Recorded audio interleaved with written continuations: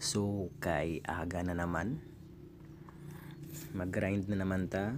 First kay manghugas na ito sang kamot, manghilamos, mga limog para at least arang-arang man. And then prepare ana ita. Kuha ta sang aton nga jacket kay medyo lamig gid ang aga. Pero daw udto naman. Basta okay lang na. And then prepare din ta, kuha naman sang aton nga stock. Dala lang anita sang mantika kag tuyo, 3 ka mantika and then 2 ka tuyo. Prepare talang ani para at least pag maglakat ta may ara ta nga dala, may ihatag ta nga daan kay para hindi na ta magbalik-balik pa karon kung may ara mag-order.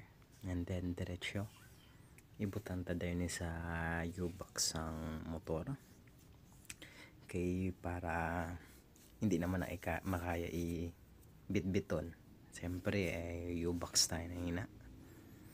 Prepare lang din ni anay. Early grind. And then pagka humansin may prepare naman ta kay may nag-chat aga pa. Makuha daw sila sang yang chow.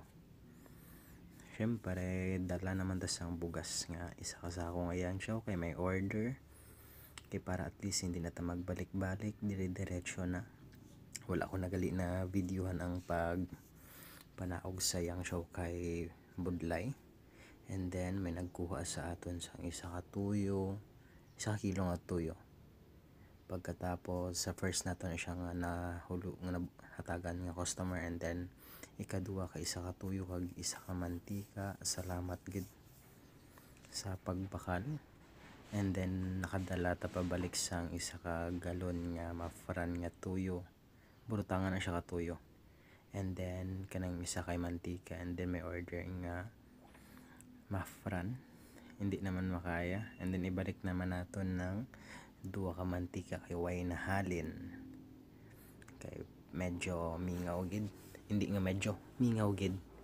Mingaw pa gid ang dalagan. Butang na naton na balik. And then pagkahuman hatod anay na kun si mama sa Malinaw. Pagbalik naman sina mag-grind naman ta. And then pauli na ko sini. Medyo layo-layo siya gamay pero okay lang man.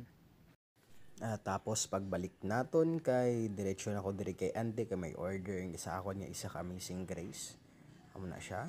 So karon kay solo flight ta diri sa balay. Bago lang humaligo